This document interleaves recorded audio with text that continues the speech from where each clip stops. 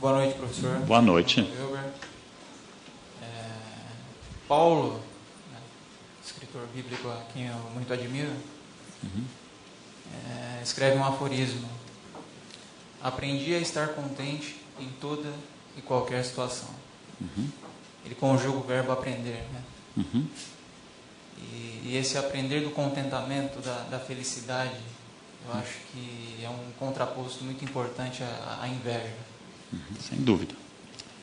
Porque Paulo tem uma vantagem sobre mim enorme. Ambos somos carecas. Paulo sabia tecer redes, eu não. Mas Paulo tem uma vantagem enorme. Paulo acredita num sentido metafísico de tudo.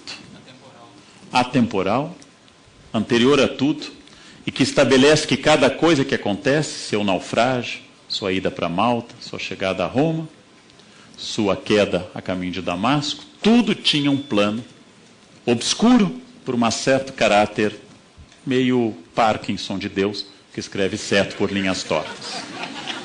Tudo tinha sentido, tudo tinha destino e tudo tinha vetor. E vou lhe dizer, mais uma vez reconhecendo, mais um espaço de inveja. Eu já disse isso para todos que me conhecem. Eu invejo genuinamente quem tem essa crença. E gostaria muitíssimo de tê-la. De que se hoje eu perder minha perna, estava no plano de Deus e vai ser melhor para mim. Se amanhã eu virar um favelado, isso é o melhor para o meu progresso. Se amanhã eu me descobrir portador de uma doença mortal, um aprendizado para caminhar para o eterno. E que tudo posso naquele que me fortalece. Eu gostaria de dizer essas coisas um pouco de caminhoneiro e um pouco sábias. Eu gostaria de dizer ao meu Deus, não que eu tenho grandes problemas, mas ao meu problema que eu tenho um grande Deus. Essa é boa, essa é ótima. Adoro essa. Essa é de caminhão, essa é de caminhão. Eu acredito que, e agora sem nenhuma ironia, o que é raríssimo. Eu acredito que quem é portador de uma fé genuína, que acredita mesmo nisso, tem algo que é extraordinariamente notável. E é um privilégio sobre todas as pessoas. Imaginem, por exemplo, alguém que de cepa católica acredite-se portador de um anjo da guarda. Um personal angel. Alguém que está com você todo o tempo lhe protegendo. Dia e noite. Em todos os momentos, e segundo a crença católica, ele acompanha o purgatório.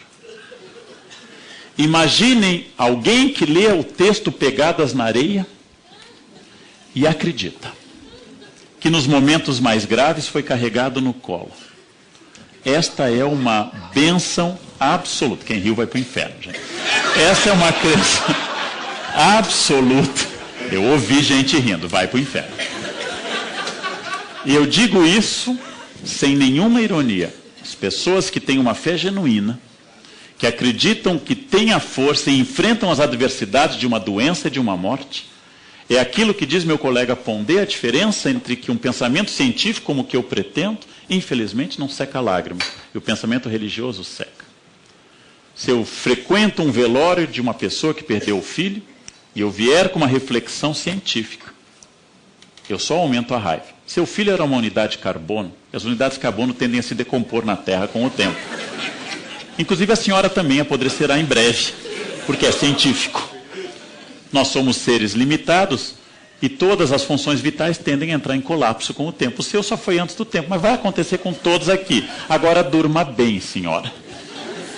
É provável que esta ideia científica agrade pouco. Mas se eu disser, seu filho virou um anjo e foi chamado Deus porque Deus chama os bons primeiro. Seu filho está nos olhando e eu sinto a sua presença aqui. E ele está bem e descansado. Vai de novo para o inferno. Não tem jeito, gente. Não tem jeito. E seu filho vai estar nos esperando num lugar perfeito, onde não haverá dor, onde todos nos reencontraremos. Gente. Isto é poderosíssimo, sinceramente. Então Paulo tem aquela ideia de que tudo aconteceu. Ele caiu do cavalo porque alguém lhe disse, Saulo, Saulo, por que me persegue? E ficou cego. E ao bater a cabeça, ao cair do cavalo, ficou cego. E eu, que não tenho essa fé, acredito que ele teve um entumecimento fruto da hemorragia que atingiu o nervo óptico. E quando esse derrame provocou pressão sobre o nervo óptico, ele ficou cego. E quando... outro que vai para o inferno.